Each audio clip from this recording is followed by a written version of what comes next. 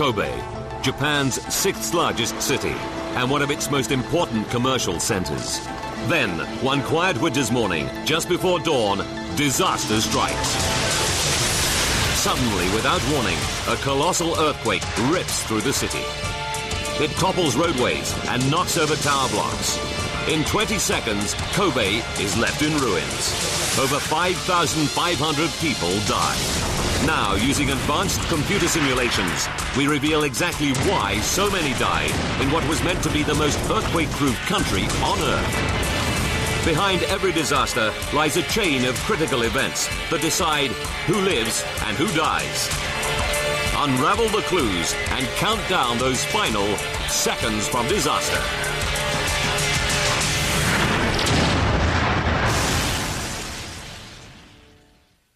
Asia. Japan. Kobe. Home to nearly 1.5 million people, Kobe is famous for its breathtaking views. But land here is at a premium. Kobe is squeezed between the Rokko Mountains and the blue waters of Osaka Bay. The city center sits on a narrow strip of land just 5 kilometers wide. To the east and west lie densely populated residential areas of mostly traditional houses. And to the south, its huge port area, built on a series of islands created by dumping millions of tons of soil into the sea. It's one of the world's biggest ports, handling $71 billion of cargo a year. To maximize precious space, 160 kilometers of Kobe's modern freeway system stand on pillars above the city. Monday, January 16th, 1995. It's a bright winter's day. The temperature just above freezing. Today is a national holiday, and Kobe bustles with people soaking up the holiday atmosphere. But beneath their feet, the ground is riddled with faults. These unstable cracks in the earth, 20 kilometers below the ground, are caused by movements of the Earth's surface. Japan is one of the world's most active earthquake zones. In Kobe, these faults stretch the length of the city center along the foot of the mountains. But Kobe is lucky. Fault activity is rare here. The city hasn't seen a major quake in 400 years.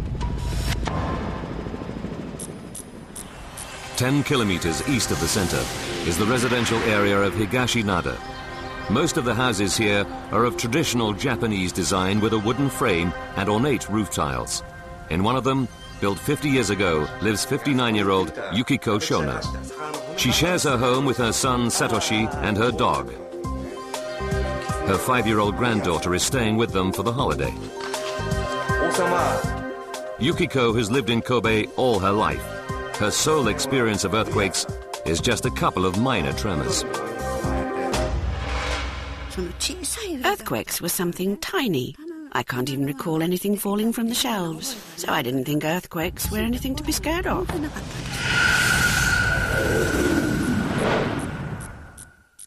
30 kilometers east of Kobe is the Osaka Earthquake Observatory.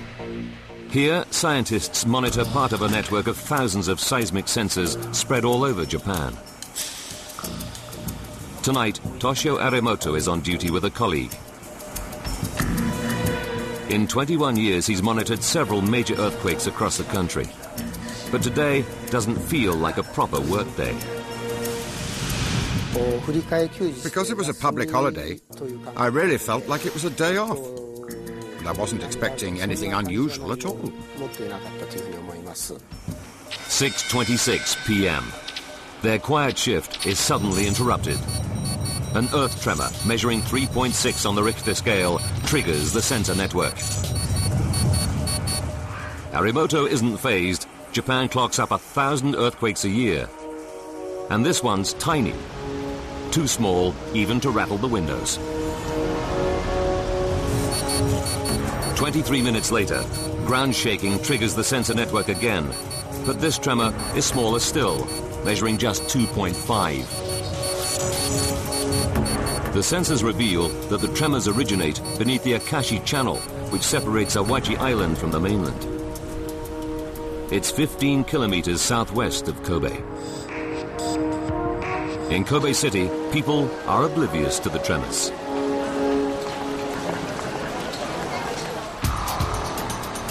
Shinshu, 400 kilometers northeast of Kobe. Tour bus driver Yoshio Fukumoto leaves town heading south. He's been driving buses for 30 years. I like driving, and in those days it was cool to be a tourist bus driver, so I really enjoyed it.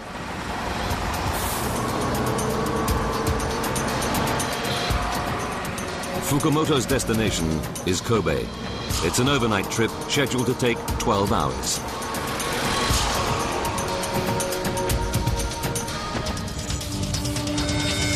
"6:55. A third tremor, this one a 1.5. The scientists are surprised to see 3 tremors in a matter of minutes, but Arimoto is still not alarmed.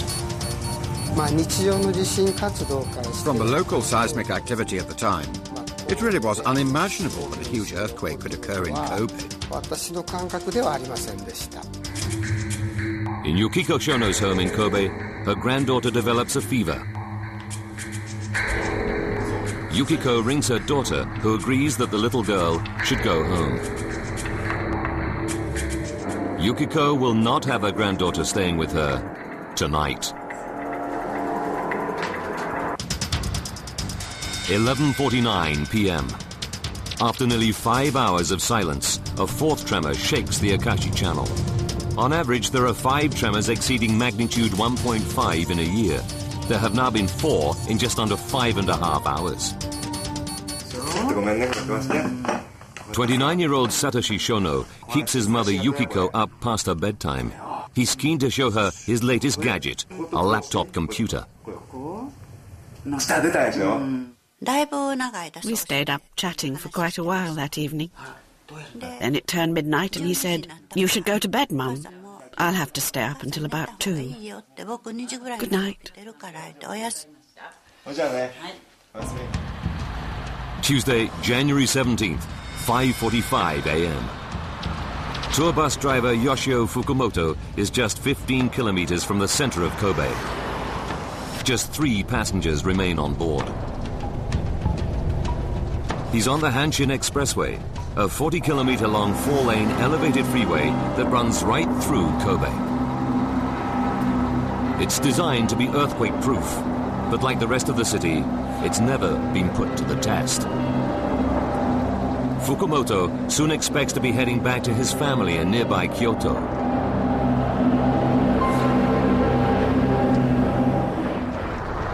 But then, after nearly 6 hours of inactivity, the ground beneath the Akashi Channel begins to move again, triggering the sensors in the Earthquake Observatory in Osaka. This time, it's more than just a tremor.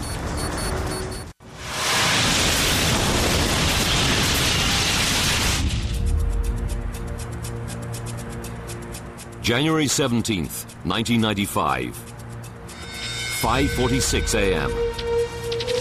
At the fire station on Port Island in the Japanese city of Kobe, firefighter Makoto Fuji works the early shift. He's been on duty at the station for over 20 hours. In a little under 4 hours' time, he'll be heading home to his wife. 5:46 and 58 seconds. Fukumoto's routine journey takes an unexpected turn. Everything begins to shake violently.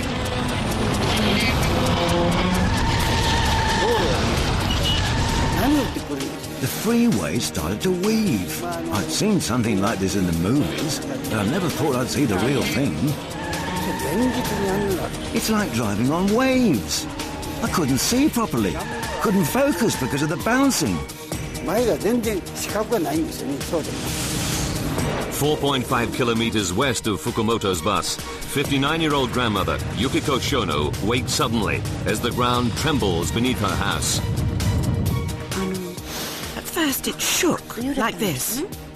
And I thought, it's an earthquake, a strong one. And then it stopped. And I thought, okay, it's just a tiny tremor.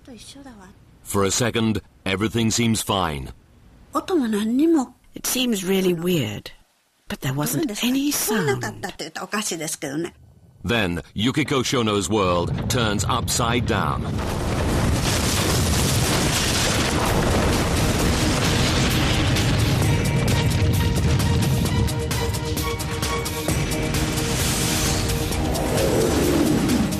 At the Port Island fire station, the earth begins to shake.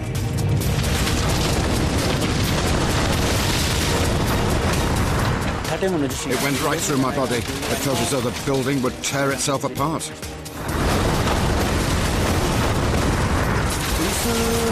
Chairs and things on the desk crashed to the floor. Kobe is in the grip of a massive earthquake. A security camera at the regional office of TV channel NHK captures the violent shaking. It wakes a technician asleep on a camp bed. 18 kilometers away, on the swaying freeway, Fukumoto's bus could go right through the barriers and over the edge. He slams on the brakes. But just when the danger seems past, the road begins to move again.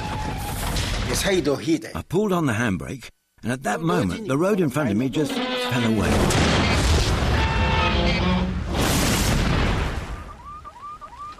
I really thought we'd fallen off the edge. I was paralyzed with fear. At the Port Island fire station, Makoto Fuji looks outside. He sees something incredible. A flood of water spurts up through gaping cracks in the ground. I didn't know what to think. Maybe this is a crack and the island is going to split in two. Or maybe it was a big water pipe that had broken under the ground. I just couldn't work it out.